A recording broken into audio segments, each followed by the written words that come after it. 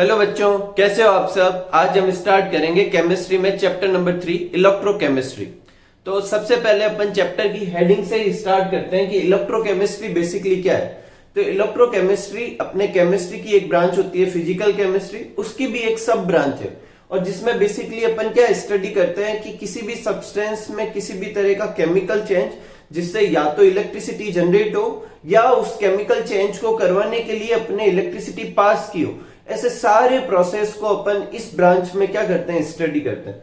तो the branch of physical chemistry which deal with the study of relation between electrical energy and chemical changes is known as electrochemistry. इसमें अपन क्या क्या करते हैं, या तो इलेक्ट्रिसिटी पास करके या इलेक्ट्रिक एनर्जी पास करके अपन केमिकल चेंज बनाते हैं किसी सब्सटेंस में, या किसी सब्सटेंस के केमिकल चेंज को यूटिलाइज करते हैं इलेक्ट्रिसिटी प्रोडक्शन के लिए। ठीक है, तो इसमें क्या होता है, इलेक्ट्रिकल एनर्जी जो है वो या तो केमिकल चेंज लाता है या वो केमिकल चेंज जो है वो क्या लाता है, इलेक्ट्रिकल एनर्जी लाता है। ऐसे भी समझ सकते हैं कि इलेक्ट्रिकल एनर्जी और केमिकल एनर्जी का एक दूसरे में कन्वर्जन इस ब्रांच में अपन क्या करते हैं, स्टडी करते हैं। अपन कुछ बुक में ऐसी भी डेफिनेशन लिखी हुई है कि जो जितने भी तरह के एनर्जी फॉर्म में उसको इलेक्ट्रिसिटी में कन्वर्ट करना और इलेक्ट्रिसिटी को उन सारी फॉर्म में कन्वर्ट करने को भी अपन इलेक्ट्रोकेमिस्ट्री में ही स्टडी करते हैं। ऐसी सारी केमिकल रिएक्शन जिसमें या तो इलेक्ट्रिसिटी प्रोड्यूस होती है या इलेक्ट्रिसिटी कंज्यूम होती है, उन सारी रिएक्शनों को क्या कहते हैं, इलेक्ट्रोकेमिकल रिएक्शन, जो कि बेसिकली कैसी होती है, रेडॉक्स होती है रिएक्शन। ठीक है, रेडॉक्स रिएक्शन अगर आप में से नहीं समझते हो तो रेडॉक्स रिएक्शन वो रिएक्शन होती है जिसमें ऑक्सीडेशन और रिडक्शन दोनों होते हैं। जनरली अपन इस चैप्टर में जब रेडॉक्स रिएक्शन की बात करेंगे तो अपन इलेक्ट्रॉनिक कंसेप्ट या मॉडर्न कंसेप्ट की बात करेंगे। मॉडर्न कंसेप्ट कैसे, इलेक्ट्रॉन देना जो होगा वो क्या डिनोट करेगा, ऑक्सीडेशन, और इलेक्ट्रॉन लेना जो होगा वो क्या कहलाएगा, रिडक्शन। तो इस तरह की जो इलेक्ट्रोकेमिकल रिएक्शन होती है उनमें इलेक्ट्रॉनिक एक्सचेंज होगा। जो सब्सटेंस इलेक्ट्रॉन लूज करेगा उसका क्या होगा, ऑक्सीडेशन, जो इलेक्ट्रॉन गेन करेगा उसका क्या होगा, रिडक्शन। ठीक है, तो ये अपना इलेक्ट्रोकेमिस्ट्री था। अब इस चैप्टर में अपन को किस तरह के सब्सटेंस की स्टडी करनी है उस पे आते हैं। तो देखो, सब्सटेंस जो होते हैं वो इलेक्ट्रिसिटी पास करेंगे या नहीं करेंगे, इसके बेसिस पे तीन तरह के होते हैं। ये आपने बहुत बार पढ़े हैं, इस साल भी मैंने आपको किसमें कराए थे, सॉलिड स्टेट में। कौन कौन से होते हैं, कंडक्टर जो इलेक्ट्रिसिटी पास करते हैं, सेमीकंडक्टर जो लो टेम्परेचर पे तो नहीं करते लेकिन हाई टेम्परेचर पे करते हैं, और इंसुलेटर जो कि इलेक्ट्रिसिटी पास नहीं करते। अगर अपन कंडक्टर की बात करें तो उस चैप्टर में, फर्स्ट चैप्टर में अपन ने ये भी सीख लिया था कि जो कंडक्टर जो होते हैं वो भी दो तरह के होते हैं, मेटेलिक कंडक्टर और इलेक्ट्रोलाइटिक कंडक्टर। अपन एक बार उसको वापस डिस्कस करते हैं। ठीक है, और फिर अपन इस चैप्टर में जो है वो इलेक्ट्रोलाइटिक कंडक्टर को डिटेल में स्टडी करेंगे। तो देखो, जो कंडक्टर दो तरह के हो सकते हैं, मेटेलिक कंडक्टर और इलेक्ट्रोलाइटिक कंडक्टर, और इनमें डिफरेंस इस चैप्टर में आपके दिए हुए भी हैं, एग्जाम में आते भी हैं। तो क्या डिफरेंस हो सकता है, पहला डिफरेंस ये हो सकता है कि जो मेटेलिक कंडक्टर जो होते हैं उनमें जो इलेक्ट्रिसिटी, देखो इलेक्ट्रिसिटी हमेशा कब होती है, जब चार्ज फ्लो करता है। ठीक है, तो मेटेलिक कंडक्टर में जो इलेक्ट्रिसिटी होती है वो फ्री इलेक्ट्रॉन के मूवमेंट की वजह से होती है। तो flow of charge is due to presence of electron, और इन प्रेजेंस ऑफ इलेक्ट्रॉन ये फ्री इलेक्ट्रॉन होते हैं तो ये मूव कर सकते हैं, तो इनकी मूवमेंट की वजह से क्या होती है, इलेक्ट्रिसिटी पास होती है। इलेक्ट्रोलाइटिक कंडक्टर जो होता है उनमें flow of charge is due to ions. Actual में इलेक्ट्रिसिटी जो होती है वो जनरेट क्यों होती है, इनमें इलेक्ट्रिसिटी पास करने पर क्या होता है, आयंस जनरेट होते हैं। क्या जनरेट होते हैं, आयंस, कैटायन और एनायन। और वो जब आयन मूव कर सकेंगे, ये बात पे फोकस करें, सिर्फ आयन जनरेट होना काफी नहीं होगा, वो आयन जब मूव कर सकेंगे तो फिर क्या होगी, इलेक्ट्रिसिटी जनरेट होगी। तो इसमें इलेक्ट्रॉन के फ्लो से इलेक्ट्रिसिटी जनरेट होती है, इनमें आयन के फ्लो से इलेक्ट्रिसिटी जनरेट होती है। ठीक है, इस वाले में कोई केमिकल चेंज नहीं होता। मेटल के एक एंड से दूसरे एंड तक इलेक्ट्रॉन फ्लो हो जाएगा, फिर आउटर सर्किट से वो ट्रेवल करता हुआ वापस एक एंड पे आ जाएगा, और मेटल में किसी भी तरह का केमिकल चेंज नहीं होगा। इस तरह के कंडक्टर में किसी भी तरह का कोई केमिकल चेंज नहीं होता। लेकिन इन तरह के सब्सटेंस में जब इलेक्ट्रिसिटी पास करते हैं तो वो जो कैटायन और एनायन बने हैं वो अपोजिट इलेक्ट्रोड पे जाके डिपोजिट हो जाते हैं, किसी और सब्सटेंस में कन्वर्ट हो जाते हैं। जैसे NaCl का जब इलेक्ट्रोलाइसिस करेंगे तो एक इलेक्ट्रोड पे Na मिल जाएगा, दूसरी इलेक्ट्रोड पे Cl2 रिलीज हो जाएगी, जबकि पहले क्या था, NaCl था। इसको अपन और भी चैप्टर में आगे डिस्कस करेंगे। तो इसमें केमिकल चेंजेस होते हैं, इसमें नहीं होते। इसमें कोई ट्रांसफर ऑफ मैटर नहीं होता, इसमें ट्रांसफर ऑफ मैटर होता है। अभी मैंने समझाया आपको कि अपोजिट इलेक्ट्रॉन पे आयंस जाते हैं और वहां पर किसी सब्सटेंस में कन्वर्ट हो जाते हैं, ठीक है। इसको भी अपन डिस्कस करेंगे। इसमें क्या होगा, ट्रांसफर ऑफ सब्सटेंस या मैटर होगा, इसमें नहीं होता। देखो, जो मेटेलिक कंडक्टर जो होते हैं उनका रेजिस्टेंस कम होता है, लेकिन जैसे जैसे टेम्परेचर बढ़ाते हैं उनका रेजिस्टेंस बढ़ता है, क्योंकि उनके वाइब्रेशन बढ़ते हैं। ये भी अपन ने फर्स्ट चैप्टर में डिस्कस किए थे। मैंने आगे की स्लाइड में एक बार फिर वापस क्वेश्चन डाल दिया है कि मेटेलिक कंडक्टर की जो कंडक्टेंस होती है वो टेम्परेचर बढ़ाने पे घटती क्यों है, और इलेक्ट्रोलाइटिक कंडक्टर की जो कंडक्टिविटी है या कंडक्टेंस है वो टेम्परेचर बढ़ाने पर बढ़ती क्यों है, ठीक है। तो आप वहां से वापस नोट कर सकते हैं। तो इन तरह के मेटेलिक कंडक्टर जो होते हैं वो टेम्परेचर बढ़ाने पर उनकी कंडक्टेंस घटती है, जबकि इनकी कंडक्टेंस क्या होती है, बढ़ती है। और रेजिस्टेंस के हिसाब से बोले तो उल्टा लिखना है, टेम्परेचर बढ़ाने पर रेजिस्टेंस बढ़ता है और टेम्परेचर घटाने पर रेजिस्टेंस बढ़ेगा, या फिर टेम्परेचर बढ़ाने पर रेजिस्टेंस क्या होगा, कम होगा। तो टेम्परेचर बढ़ा के अपन इसका रेजिस्टेंस कम करते हैं और इसकी कंडक्टिविटी या कंडक्टेंस क्या होगी, बढ़ेगी। आगे बढ़ते हैं अपन इस चैप्टर में आगे फैराडे के लॉ पढ़ेंगे। तो वो जो लॉ है वो सिर्फ किस पे एप्लीकेबल होते हैं, इलेक्ट्रोलाइटिक कंडक्टर पे होते हैं, मेटेलिक कंडक्टर पे वो एप्लीकेबल नहीं होते, ठीक है। नेक्स्ट है, क्योंकि इसमें जो फ्लो है वो किसकी वजह से होता है, इलेक्ट्रॉन की वजह से, इसलिए इन तरह के कंडक्टर को क्या कहते हैं, इलेक्ट्रॉनिक कंडक्टर। कुछ नया नहीं है, ये सब आप पढ़ चुके हैं। और इस तरह के कंडक्टर में जो फ्लो जो है वो आयंस की वजह से होता है, इसलिए इसे क्या कहते हैं, आयोनिक कंडक्टर भी कहते हैं, ठीक है। एग्जाम्पल क्या है, मेटल सारे इसमें आते हैं, इसमें एसिड, बेस और सॉल्ट आते हैं। मेटल के अलावा मेटल के एलॉय भी आते हैं, और कुछ नॉन मेटल जैसे ग्रेफाइट और कुछ पॉलीमर भी इसी तरह का कंडक्टेंस शो करते हैं। उनको भी, वैसे वो मेटल नहीं है, लेकिन उनका जो मैकेनिज्म है इलेक्ट्रिसिटी शो करने का वो लगभग कुछ ऐसा ही है। एक और पॉइंट, मेटेलिक कंडक्टर जो होता है वो सॉलिड स्टेट में इलेक्ट्रिसिटी पास कर सकते हैं, लेकिन जो इलेक्ट्रोलाइटिक कंडक्टर होते हैं वो सॉलिड स्टेट में इलेक्ट्रिसिटी पास नहीं कर सकते। कारण, उनमें आयंस तो बन जाएंगे, लेकिन वो आयन जब तक फ्लो नहीं करेंगे तब तक इलेक्ट्रिसिटी हो नहीं सकती, और सॉलिड स्टेट में उनके आयन फ्लो नहीं कर सकते। तो या तो वो मॉल्टन स्टेट में इलेक्ट्रिसिटी कंडक्ट करेंगे, या फिर वो किस में कंडक्ट करेंगे, एक्वस सॉल्यूशन में, ठीक है। तो ये कुछ डिफरेंस है, आप ये नोट कर लीजिए। और मेटेलिक कंडक्टर की कंडक्टेंस घटती क्यों है और इलेक्ट्रोलाइटिक कंडक्टर की कंडक्टेंस बढ़ती क्यों है, कब, टेम्परेचर बढ़ाने पर, इसका कारण आगे की स्लाइड से नोट कर सकते हैं।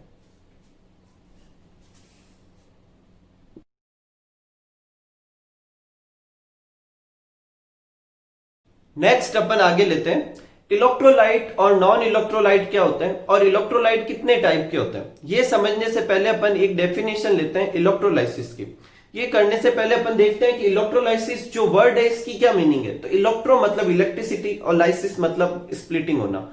आम भाषा में बोले तो इलेक्ट्रिसिटी पास करके किसी भी चीज को तोड़ना क्या कहलाता है, इलेक्ट्रोलाइसिस। डेफिनेशन क्या होगी कि a process in which electric energy is used to produce a chemical change that would not otherwise occur. मतलब किसी भी सब्सटेंस में इलेक्ट्रिसिटी पास करवाकर उसमें केमिकल चेंज लाना जो उसमें अपने आप नहीं होने वाला था, अपन ने इलेक्ट्रिसिटी पास करके उसमें केमिकल चेंज लाए, ठीक है।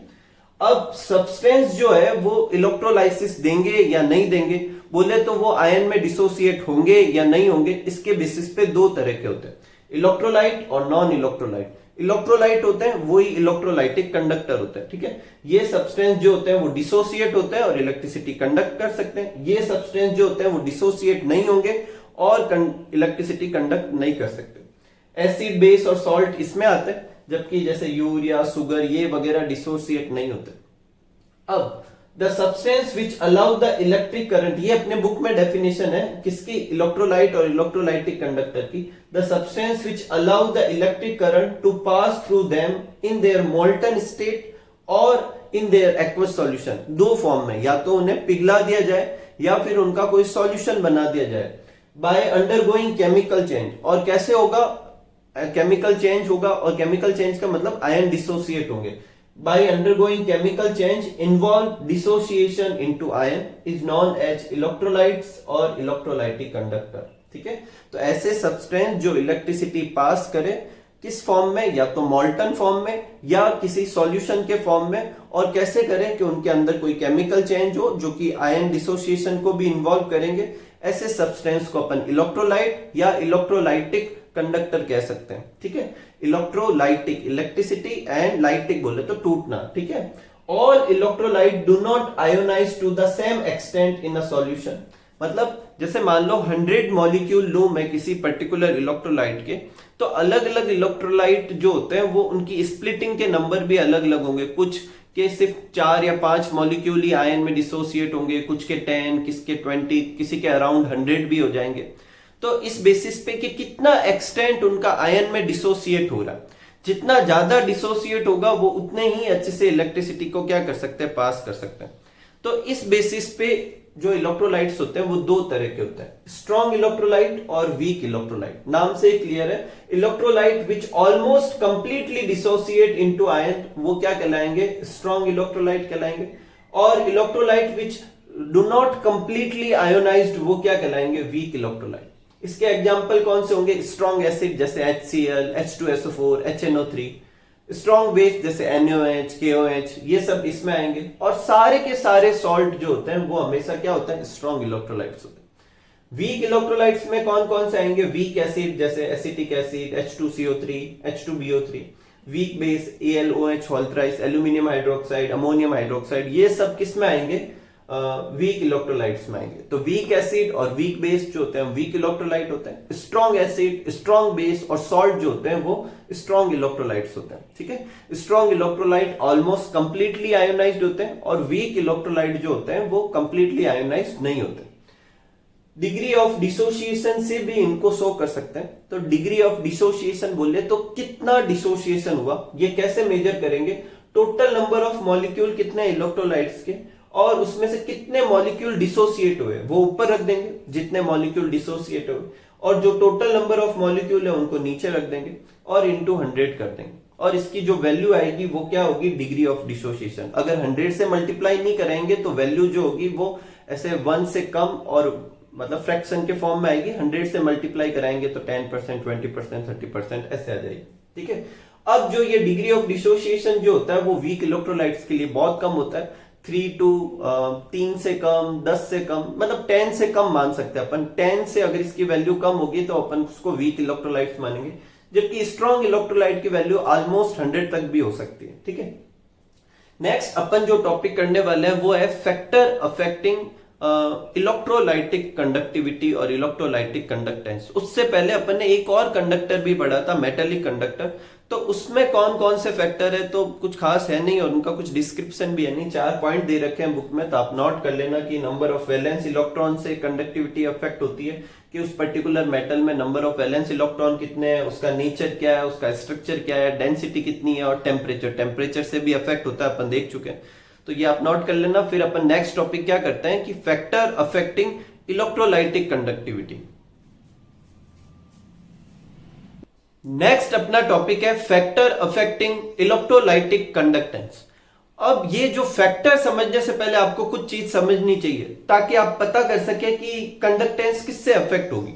तो देखो, जब अपन इलेक्ट्रोलाइसिस करवाते हैं तो एक कंटेनर लेते हैं और उसमें अपन क्या करते हैं, इलेक्ट्रोलाइट का सॉल्यूशन फिल करते हैं। इसका मतलब इलेक्ट्रोलाइट को सॉल्यूट की तरह और साथ में एक सॉल्वेंट, और उसको फिल करके फिर उसमें इलेक्ट्रिसिटी पास कराते हैं 2 इलेक्ट्रोड लेकर, कैथोड और एनोड। ठीक है, अब कंडक्टेंस या फिर कंडक्टिविटी कब होगी ये चीज आप देखो अच्छे से। पहली चीज ये होनी चाहिए कि वो जो इलेक्ट्रोलाइट लिया है वो डिसोसिएट होना चाहिए। जितना ज्यादा डिसोसिएट होगा उतना ही ज्यादा क्या होगी, कंडक्टेंस होगी। फर्स्ट फैक्टर, ध्यान से सुनना। और दूसरा, वो डिसोसिएट होना काफी नहीं है, उसका अपोजिट इलेक्ट्रोड की तरफ मूवमेंट भी होना चाहिए, वो मूव भी करना चाहिए। और जितना ज्यादा ये मूवमेंट होगा उतना ही ज्यादा क्या होगी, कंडक्टेंस होगी। तो 2 चीजें, डिसोसिएट होना और मूव करना, दोनों फैक्टर को दिमाग में रखकर अपन को ये फैक्टर स्टडी करना है, ठीक है। तो स्टडी करते देखो, सबसे पहला है इंटर आयोनिक अट्रैक्शन। ये इंटर आयोनिक अट्रैक्शन जो है वो सॉल्यूट के बीच की बात कर रहे हैं। बोले तो इलेक्ट्रोलाइट जब सॉल्वेंट में डिसॉल्व करेंगे तो इलेक्ट्रोलाइट्स आयन बनाएंगे, वो इलेक्ट्रोलाइट के खुद के आयन के बीच के अट्रैक्शन की बात कर रहे हैं। अब अगर ये अट्रैक्शन ज्यादा होगा तो ये अट्रैक्शन ज्यादा होगा तो वो सॉल्वेंट मॉलिक्यूल की तरफ जाएगा ही नहीं। बोले तो सॉल्वेंट मॉलिक्यूल उनके बीच के इंटरेक्शन को कम कर ही नहीं पाएगा। देखो, जब इलेक्ट्रोलाइट के जो आयन बनेंगे वो एक दूसरे से दूर होंगे तब पूरा डिसोसिएशन कहलाएगा ना। जैसे NaCl में अपन सब जानते हैं Na+ होता है Cl-, लेकिन वो Na+ और Cl- एक दूसरे से दूर ही ना हो तो फिर कैसा डिसोसिएट। तो वो अगर उन दोनों कैटायन और एनायन के बीच में जो इंटरेक्शन है वो बहुत ज्यादा है तो फिर सॉल्वेंट का जो मॉलिक्यूल है वो उस इंटरेक्शन को ओवरकम नहीं कर पाएगा, और ओवरकम नहीं कर पाएगा तो ज्यादा डिसोसिएशन नहीं होगा, और ज्यादा डिसोसिएशन नहीं होगा तो कंडक्टेंस क्या होगी, डिक्रीज होगी। एकदम सिंपल। तो देखो, कंडक्टेंस इनवर्सली प्रोपोर्शनल हो गई। If there is a strong attraction between solute ion की बात करें, then solvent molecule can overcome this attraction, can't overcome this attraction, so less dissociation और less conductance। ठीक है, इसको समझते हैं एक और तरीके से। अगर सॉल्यूट के आयन का अट्रैक्शन ज्यादा है तो आयन सॉल्वेंट अट्रैक्शन, जो सॉल्वेंट का उस पर्टिकुलर आयन के टुवर्ड्स अट्रैक्शन से अगर वो ज्यादा है, मतलब इन दोनों के बीच में अट्रैक्शन कम है और इसके बीच में अट्रैक्शन ज्यादा है, तो फिर क्या होगा, ये वीक डिसोसिएशन को शो करेगा। एक और तरीके से समझाता हूं। देखो, कोई भी चीज जब किसी चीज में डिसॉल्व होती है तो वहां दो काम होने चाहिए। पहला, डिसोसिएट होता है, इसके लिए एनर्जी देनी पड़ती है, और दूसरा, जब वो डिसोसिएट हुआ आयन सॉल्वेंट के मॉलिक्यूल के साथ अट्रैक्ट होता है तो फिर एनर्जी रिलीज होती है, और उस एनर्जी को कहते हैं सॉल्वेशन एनर्जी। क्या कहते हैं, सॉल्वेशन एनर्जी। अगर वो सॉल्वेंट वाटर है तो उसे हाइड्रेशन एनर्जी भी कहते हैं। अगर ये जो रिलीज होने वाली एनर्जी है वो जो पहले स्टेप में डिसोसिएट करने के लिए जो एनर्जी चाहिए उससे ज्यादा है तब तो वो डिसोसिएट हो जाएगा और आसानी से वो क्या होगा, उसमें डिसॉल्व भी हो जाएगा, और अपने यहां पर कंडक्टिविटी क्या होगी, कंडक्टेंस क्या होगी, ज्यादा होगी, कोई प्रॉब्लम नहीं। लेकिन अगर सॉल्वेशन एनर्जी जो है वो कम है इस आयन अट्रैक्शन को तोड़ने के हिसाब से, तो फिर वो डिसोसिएशन कम होगा और फिर कंडक्टेंस भी क्या होगी, अपने कम होगी। एक और चीज, ऐसी कंडीशन किसमें होती है, वीक इलेक्ट्रोलाइट में होती है। तो वीक इलेक्ट्रोलाइट होने का कारण, अगर अभी जब अपन ने वीक और स्ट्रॉन्ग इलेक्ट्रोलाइट पढ़े थे, तो अगर आप में से किसी के मन में यह डाउट होगा कि वो वीक है ही क्यों, तो वीक इलेक्ट्रोलाइट में जो आयन अट्रैक्शन होता है वो आयन सॉल्वेंट अट्रैक्शन से ज्यादा होता है, और यही वजह है कि वो ज्यादा डिसोसिएट नहीं हो पाता। ठीक है, आगे बढ़ते हैं। Second, solvation of ion. इस पॉइंट को अच्छे से समझे, बच्चे थोड़े कंफ्यूज हो जाते हैं। देखो, अगर आयन सॉल्वेंट अट्रैक्शन ज्यादा है तो डिसोसिएशन तो ज्यादा होगा, क्योंकि ये फिर इस अट्रैक्शन को ओवरकम कर देगा और वो डिसोसिएट कर देगा। तो एक चीज तो अच्छी, लेकिन अगर ये अट्रैक्शन ज्यादा है तो ये क्या करेगा कि जो आयन जो बन रहे हैं उनको चारों तरफ से सॉल्वेंट के मॉलिक्यूल क्या करते हैं, अट्रैक्ट होकर उनको चारों तरफ से कवर कर लेते हैं। तो अगर ज्यादा अट्रैक्शन होगा तो ज्यादा कवर कर लेंगे, तो ये जो आयन बने डिसोसिएट होने के बाद उनका साइज बड़ा हो जाएगा, और साइज बड़ा होगा तो क्या होगा, सिर्फ डिसोसिएट होना काफी नहीं था, मैंने क्या कहा कि वो मूव भी करना चाहिए। तो वो जो मूवमेंट होगा, वो जो वेलोसिटी होगी मूव करने की, वो स्लो हो जाएगी, और इस वजह से कंडक्टेंस क्या होगी, डिक्रीज। यहां पर मैं फिर बता देता हूं, सॉल्वेशन ऑफ आयन ज्यादा होने से डिसोसिएशन तो ज्यादा होता है, लेकिन उसका मूवमेंट क्या हो जाता है, स्लो। क्यों, क्योंकि वो आयन का साइज क्या हो गया, बड़ा हो गया। नेक्स्ट लेते हैं विस्कोसिटी ऑफ सॉल्वेंट। अब विस्कोसिटी किस पे डिपेंड करती है, सॉल्वेंट और सॉल्वेंट के मॉलिक्यूल के बीच का इंटरेक्शन कितना है। ज्यादा विस्कोसिटी का मतलब है कि सॉल्वेंट के खुद के बीच में इंटरेक्शन ज्यादा होगा, तो उससे दो इफेक्ट होंगे। पहला, वो सॉल्यूट के साथ इंटरेक्शन कम शो करेगा। दूसरा, जो डिसोसिएट हुए आयन जो है वो जब उस हाई विस्कस सॉल्वेंट में मूव करेंगे तो उनकी वेलोसिटी क्या होगी, कम होगी, और ये दोनों ही चीजें कंडक्टेंस को क्या कर रही है, घटा रही है। तो विस्कोसिटी जो होती है वो इनवर्सली प्रोपोर्शनल होती है, कोई प्रॉब्लम नहीं। आगे बढ़ते हैं। नेक्स्ट है कंसंट्रेशन। देखो, कंसंट्रेशन को अच्छे से समझो। देखो, अभी अपन ने देखा कि जो डिसोसिएशन होता है वो कौन करवाता है, सॉल्वेंट का मॉलिक्यूल करवाता है। तो सॉल्वेंट जितना ज्यादा होगा, बोले तो जितना सॉल्यूशन डाइल्यूट होगा, डाइल्यूट का क्या मतलब होता है, सॉल्यूट कम और सॉल्वेंट ज्यादा, उतना ही डिसोसिएशन ज्यादा होता है। तो डाइल्यूशन जो होता है वो डिसोसिएशन को प्रमोट करता है। तो अगर कंसंट्रेशन बढ़ाएंगे तो डाइल्यूशन कम होगा, डिसोसिएशन कम होगा और फिर कंडक्टेंस क्या हो जाएगी, डिक्रीज। मैं फिर रिपीट कर रहा हूं, ऐसा इसलिए हो रहा है क्योंकि सॉल्वेंट का मॉलिक्यूल जो होता है वो डिसोसिएशन करवाता है सॉल्यूट मॉलिक्यूल का, ठीक है। जो अपन इलेक्ट्रोलाइट लेंगे उसके डिसोसिएशन किसकी वजह से प्रमोट होगा, सॉल्वेंट के अट्रैक्शन की वजह से। तो जितना ज्यादा डाइल्यूशन करेंगे उतना ही ज्यादा डिसोसिएशन होगा और ये डिसोसिएशन ज्यादा होगा तो फिर कंडक्टेंस बढ़ेगी। लेकिन अगर कंसंट्रेशन बढ़ाएंगे तो डाइल्यूशन कम होगा और इससे डिसोसिएशन कम होगा और कंडक्टेंस घटेगी।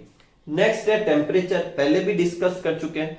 टेम्परेचर बढ़ाने पर कंडक्टेंस, इलेक्ट्रोलाइटिक कंडक्टेंस जो होती है वो बढ़ती है। उसके दो कारण है, पहला तो वो डिसोसिएशन को प्रमोट करेगा और दूसरा वो काइनेटिक एनर्जी बढ़ा देगा आयंस की, जिससे वो मूव जल्दी जल्दी करें, ठीक है। इस तरीके से ये अपने फैक्टर अफेक्टिंग क्या हो गया, इलेक्ट्रोलाइटिक कंडक्टेंस। अब नेक्स्ट जो टॉपिक करना है वो अपन क्या करेंगे, पहले एक बार इलेक्ट्रोलाइसिस को कुछ एग्जांपल से समझेंगे। पहले ये देखेंगे कि इलेक्ट्रोलाइसिस किस में होता है, बोले तो इलेक्ट्रोलाइटिक सेल में, उस सेल के क्या क्या कंपोनेंट है और क्या वगैरह है और कैसे इलेक्ट्रोलाइसिस होता है, और फिर अपन उस पे बेस्ड दो लॉ देखेंगे, ठीक है, फेराडे के लॉ, ठीक है। तो पहले आप ये नोट कर लीजिए, फिर अपन आगे बढ़ते हैं। नेक्स्ट अपना टॉपिक है इलेक्ट्रोलाइटिक सेल एंड इलेक्ट्रोलाइसिस। उससे समझने से पहले एक टॉपिक पढ़ते हैं कि सेल क्या होता है। तो देखो, सेल वो डिवाइस है जो एनर्जी की एक फॉर्म को एनर्जी की किसी दूसरी फॉर्म में कन्वर्ट करे, उसे अपन क्या कहेंगे, सेल कहेंगे। इलेक्ट्रोलाइटिक सेल वो सेल होते हैं जो इलेक्ट्रिक एनर्जी को किस में कन्वर्ट करते हैं, केमिकल एनर्जी में। कैसे करेंगे, इलेक्ट्रिक एनर्जी अपन पास करेंगे इलेक्ट्रिसिटी के फॉर्म में और वो सब्सटेंस का इलेक्ट्रोलाइसिस करके कुछ नया बनाएंगे, बोले तो नई केमिकल एनर्जी प्रोड्यूस करेंगे, ठीक है। तो अपन एक डेफिनेशन तो ये कह सकते हैं कि वो इक्विपमेंट जिसमें इलेक्ट्रोलाइसिस होता है उसे इलेक्ट्रोलाइटिक सेल कहते हैं। या फिर एक डेफिनेशन जो सही ढंग में वही सही है, जो अपन क्या नोट कर सकते हैं कि electrolytic cell which convert electric energy into chemical energy by electrolysis process, ठीक है। इलेक्ट्रोलाइटिक सेल को वोल्टामीटर सेल भी कहते हैं। आपके इसी चैप्टर में आगे की तरफ एक और टाइप के सेल आएंगे जिसे कहेंगे गैल्वेनिक सेल। क्या कहेंगे, गैल्वेनिक सेल। और वो क्या करेंगे, केमिकल एनर्जी को किस में कन्वर्ट करेंगे, इलेक्ट्रिक एनर्जी में। जबकि ये क्या कर रहे हैं, इलेक्ट्रिक एनर्जी को किस में कन्वर्ट कर रहे हैं, केमिकल एनर्जी में। इन तरह के सेल में इलेक्ट्रिसिटी अपन पास कर रहे हैं और केमिकल एनर्जी प्रोड्यूस करेंगे। उस वाले में केमिकल एनर्जी से इलेक्ट्रिसिटी अपन प्रोड्यूस करवाएंगे, ना कि इलेक्ट्रिसिटी पास करेंगे, ठीक है। तो आगे बढ़ते, देखो एक इलेक्ट्रोलाइटिक सेल कुछ इस तरीके का दिखाई देता है। एक उसमें वेसल होता है जिसके अंदर अपन इलेक्ट्रोलाइट भरते हैं। तो पहला कंपोनेंट क्या होगा, vessel. Electrolytic solution is filled in vessel. Vessel के अंदर अपन क्या फिल करते हैं, इलेक्ट्रोलाइटिक सॉल्यूशन। और जनरली ग्लास वेसल्स को अपन क्या करते हैं, यूज करते हैं। अगर किसी पर्टिकुलर आप सेल में कभी जिंदगी में पढ़ो और उसमें कोई मेटल या किसी और पर्टिकुलर सब्सटेंस का वेसल हो, तो वो वेसल का कुछ पर्टिकुलर फंक्शन होगा। हो सकता है वो वेसल खुद किसी इलेक्ट्रोड की तरह काम कर रहा होगा, ठीक है। नेक्स्ट अपन लेते हैं, इसमें वेसल में अपन इलेक्ट्रोलाइट भरेंगे, जो कोई भी एसिड, बेस, सॉल्ट वगैरह हो सकता है। नेक्स्ट है इलेक्ट्रोड। इलेक्ट्रोड क्या होता है, जो एक सुटेबल टाइप का कंडक्टर होता है, ठीक है। और बेसिकली मेन मोटिव तो ये होता है कि वो इलेक्ट्रिसिटी पास करेगा या सर्किट पूरा करके इलेक्ट्रिसिटी जनरेट करने में हेल्प करेगा। लेकिन कभी कभी इलेक्ट्रोड जो है वो खुद भी रिएक्शन में पार्टिसिपेट कर सकता है, ठीक है। इसको अपन आगे डिस्कस करेंगे। Electrolyte is made of electrode is made of suitable conductor. Electrode is in contact with electrolytic solution. Electrode जो होते हैं इलेक्ट्रोलाइटिक सॉल्यूशन के कॉन्टेक्ट में रखे जाते हैं, ठीक है। अब दो तरह के इलेक्ट्रोड होते हैं, एनोड और कैथोड। और यहां आता है बहुत बड़ा कंफ्यूजन। बच्चे ऐसे बोलते हैं कि एनोड जो होता है वो कभी पॉजिटिव होता है, कभी नेगेटिव होता है। तो देखो, एनोड और कैथोड, जब आप अभी इलेक्ट्रोलाइटिक सेल पढ़ेंगे तब एनोड आएगा, अपने एनोड जब भी करेंगे प्लस का और कैथोड लेंगे माइनस का। लेकिन जब आप गैल्वेनिक सेल करेंगे तो उसमें एनोड नेगेटिव होगा और कैथोड पॉजिटिव होगा। तो ये पॉजिटिव नेगेटिव की डेफिनेशन में अपन को गिनना ही नहीं है। अगर कभी जिंदगी में कोई आपको ये पूछे कि एनोड क्या है और कैथोड क्या है, तो ये नहीं बोलना है कि इस सेल में ऐसा और इस सेल में ऐसा। एनोड वो इलेक्ट्रोड होता है जहां ऑक्सीडेशन होता है। क्या होगा? ऑक्सीडेशन। बोले तो वहां से इलेक्ट्रॉन रिलीज होगा, ठीक है। और कैथोड वो इलेक्ट्रोड होता है जहां रिडक्शन होता है। ये डेफिनेशन आप इस वाले सेल पे भी लगा सकते हैं, ये डेफिनेशन आप उस वाले सेल पे भी लगा सकते हैं, और वो पॉजिटिव नेगेटिव अपने आप ही हो जाएगा, उसका कोई लोड नहीं है। तो एनोड वो होता है जहां पर क्या होता है? ऑक्सीडेशन, और कैथोड वो होगा जहां क्या होगा? रिडक्शन। कोई प्रॉब्लम नहीं। तो एनोड वहां होता है जहां ऑक्सीडेशन, इस वाले सेल में एनोड कैसे होता है? पॉजिटिव, और कैथोड वो होता है जहां पर क्या होता है? रिडक्शन, और इस वाले सेल में ये कैसे होता है? नेगेटिव, ठीक है।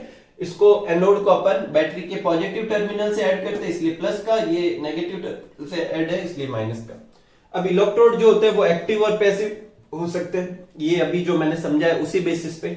अगर इलेक्ट्रोड जो है वो इलेक्ट्रिसिटी पास करने के अलावा खुद भी रिएक्शन में पार्टिसिपेट करे, जो भी सेल की रिएक्शन है, चाहे ये वाला सेल ले चाहे गैल्वेनिक सेल ले, तब तो उसे कहेंगे एक्टिव इलेक्ट्रोड। जैसे कि कॉपर, एफई, जिंक के इलेक्ट्रोड लिए जाते हैं, जनरली गैल्वेनिक सेल में लिए जाते हैं।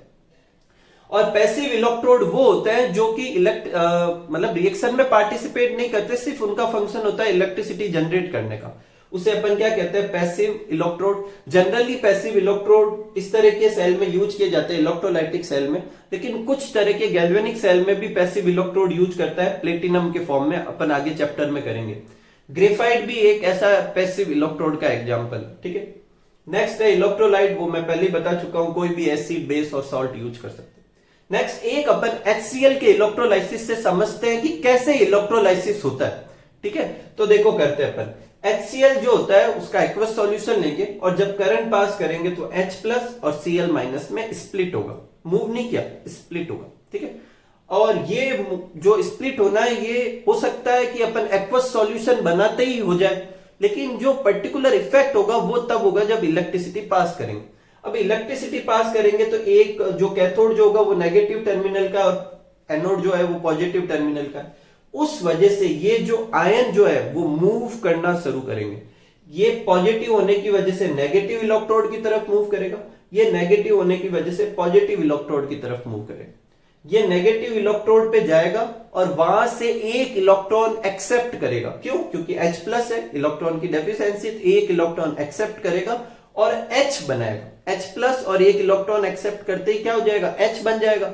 लेकिन H ना लिखकर अपन उसको कहेंगे जिस फॉर्म में वो रिलीज होता है, तो H फॉर्म में रिलीज नहीं होता, H2 के फॉर्म में रिलीज होता है। तो अपन यहां लिखेंगे H plus electron half H2 लिख देंगे। या फिर अपन एक काम और कर सकते हैं, या 2HCl या 2H प्लस 2Cl माइनस या 2H प्लस 2 इलेक्ट्रॉन H2 भी लिख सकते हैं, ठीक है। एक ही बात है, डबल डबल कर देंगे सब। और जबकि Cl माइनस जो है वो एनोड की तरफ मूव करेगा और वहां एक इलेक्ट्रॉन रिलीज करके किस में कन्वर्ट हो जाएगा? Cl2 में कन्वर्ट हो जाएगा, कोई प्रॉब्लम नहीं। तो एनोड पे जो है वो Cl2 रिलीज होगी और कैथोड पे H2 रिलीज होगी। अगर ये गैस है तो रिलीज हो जाएगी, अगर कोई दूसरा सब्सटेंस है तो उसके ऊपर डिपोजिट हो सकता है, कोई प्रॉब्लम नहीं। अब देखो, क्योंकि यह इलेक्ट्रॉन एक्सेप्ट किया गया, इलेक्ट्रॉन लेना क्या कहलाता है? रिडक्शन, और इलेक्ट्रॉन देना क्या कहलाता है? ऑक्सीडेशन। तो ये अपनी डेफिनेशन, रिडक्शन के हिसाब से ये कैथोड, ऑक्सीडेशन के हिसाब से ये एनोड, कोई प्रॉब्लम नहीं। आगे बढ़ते हैं, लिखेंगे क्या? Due to electrolysis HCl convert into H plus and Cl minus, H move towards negative electrode and जो कि कैथोड है, एंड किसमें रिड्यूस हो जाएगा? H2 में, और Cl माइनस जो पॉजिटिव इलेक्ट्रोड की तरफ मूव करेगा जो कि बेसिकली क्या है? एनोड, और उधर ऑक्सीडाइज होकर Cl2 बना लेगा, ठीक है। ये प्रोसेस कब तक चलता रहेगा? जब तक या तो आप सर्किट क्लोज नहीं कर दो, या पूरा का पूरा HCl कंज्यूम होकर H2 और Cl2 में कन्वर्ट नहीं हो जाता। इस तरीके से अपना ये इलेक्ट्रोलाइसिस और इलेक्ट्रोलाइटिक सेल होता है। अब मेरी बात ध्यान से सुनना। फेराडे करके एक साइंटिस्ट थे, उन्होंने इस चीज के बारे में कुछ रिलेशन दिए। जैसे अभी अपन क्या कह रहे हैं कि ये जो अपने आयन बने थे फिर अपोजिट इलेक्ट्रोड की तरफ गए और वहां पर जाके क्या हुए? H2 के फॉर्म में रिलीज हो गया, Cl2 के फॉर्म में रिलीज हो गया। ये गैस थी, अगर कुछ और होता तो वहां डिपोजिट होता। तो कितना डिपोजिट हो रहा है, उसका डिपोजिशन किस चीज पे डिपेंड कर रहा है, ये सब समझाने के लिए फेराडे ने 2 लॉ दिए जो कि बहुत ही इंपॉर्टेंट है। पहले आप ये नोट कर लीजिए, फिर अपन वो लॉ करते हैं और उस पर बेस्ड कुछ न्यूमेरिकल भी करेंगे। आगे लेते हैं अपन फेराडे लॉ ऑफ इलेक्ट्रोलाइसिस। तो देखो फैराडे ने दो लॉ दिए थे किसके लिए, इलेक्ट्रोलाइसिस के प्रोसेस को समझाने के लिए। वन बाय वन दोनों करते हैं। पहला लेते हैं फैराडे फर्स्ट लॉ।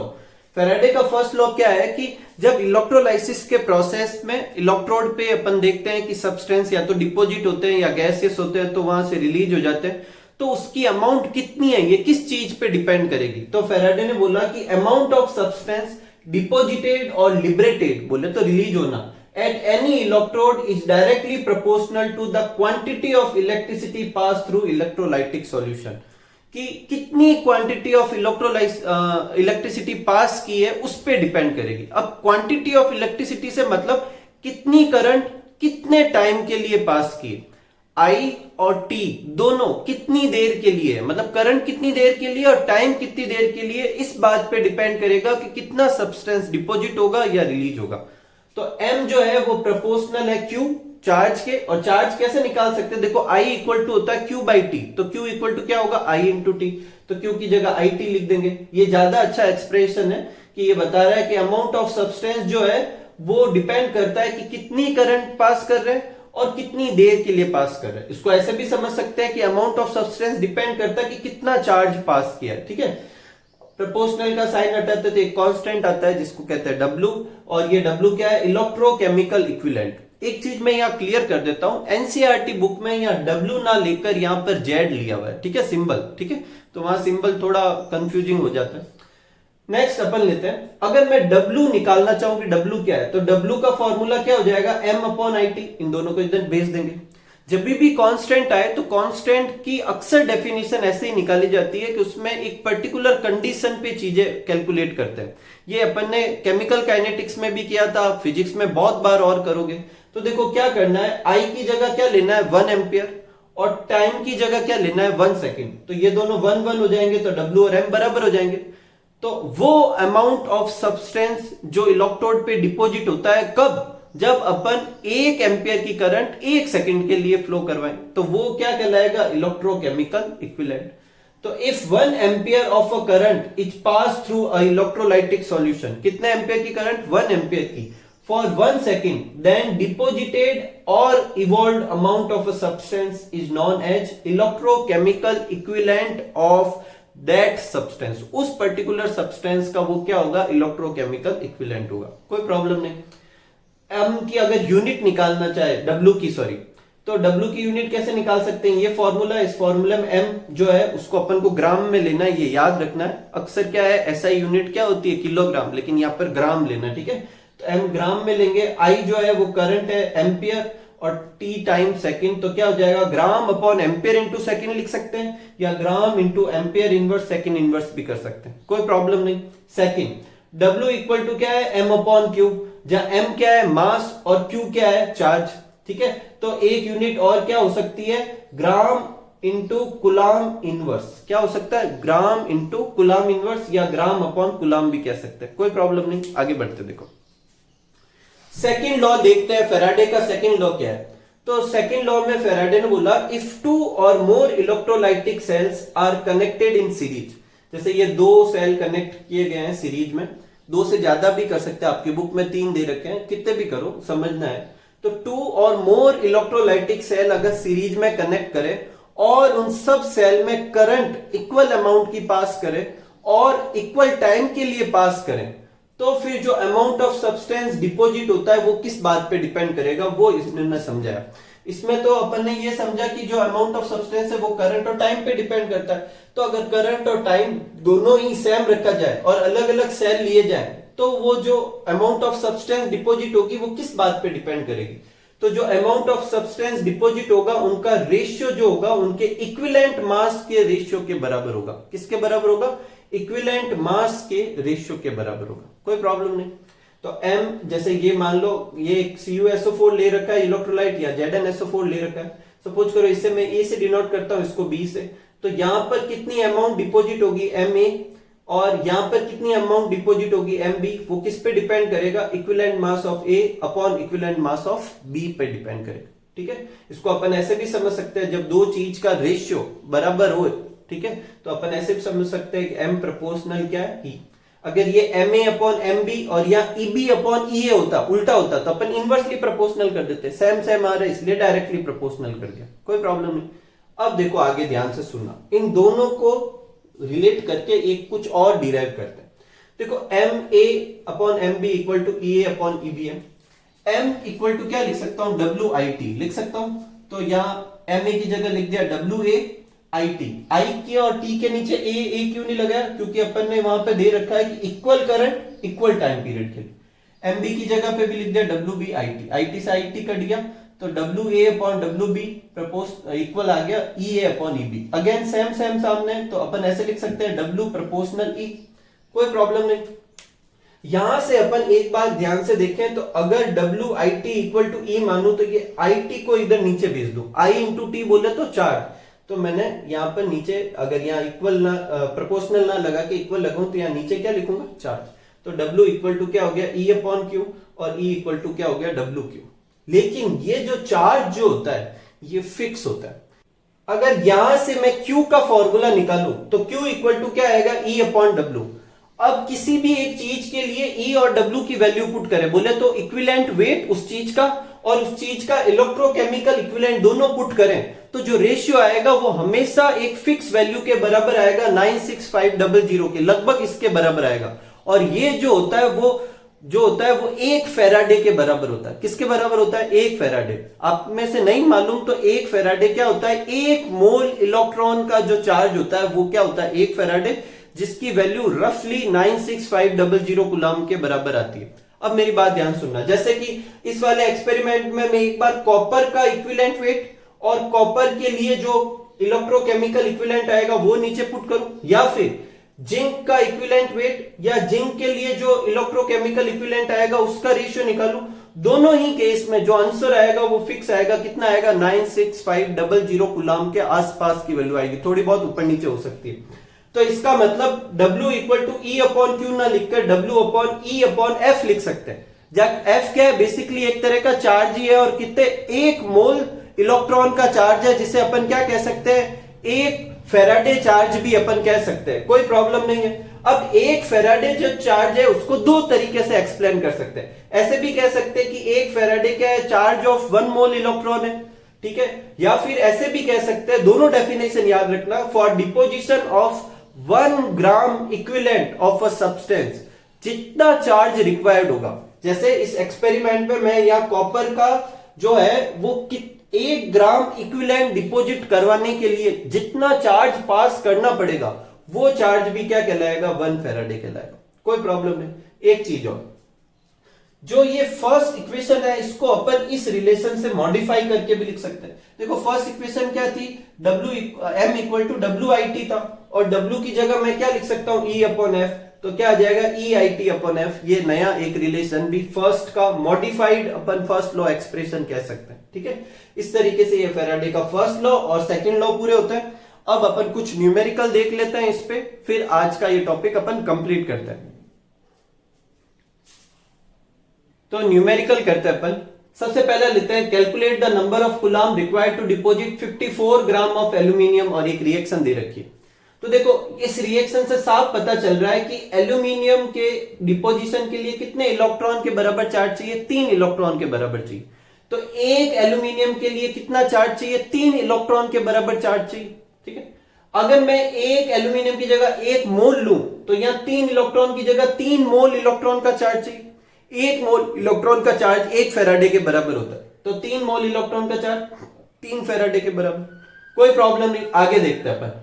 1 मोल एल्यूमिनियम जो होता है, 1 मोल का मास कितना होता है, उसके मोलर मास के बराबर। एल्यूमिनियम का मोलर मास होता है 27 ग्राम, तो इस 1 मोल को मैं 27 ग्राम से भी रिप्लेस कर सकता हूं, और चार्ज सेम का सेम ही चाहिएगा, क्योंकि 1 मोल बोलूं या 27 ग्राम बोलूं एक ही बात।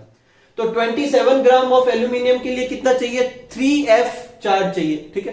तो 1 ग्राम एल्यूमिनियम के लिए कितना चाहिएगा, 27, तो इधर ट्रांसफर कर देंगे।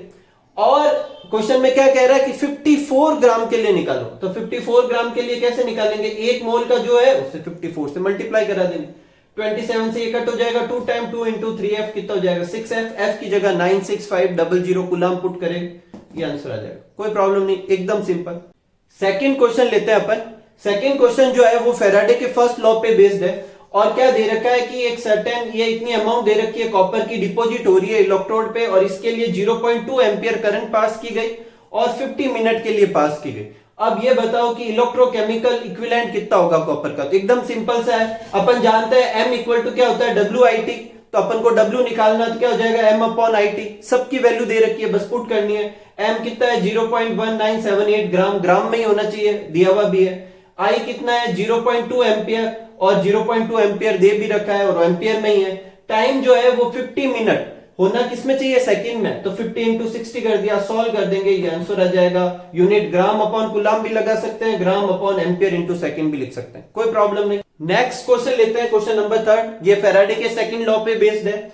देखो क्या दे रखा है कि same electric charge is pass through aqueous solution of HCl and copper sulphate if 12 gram of H2 is release, find the mass of copper deposited.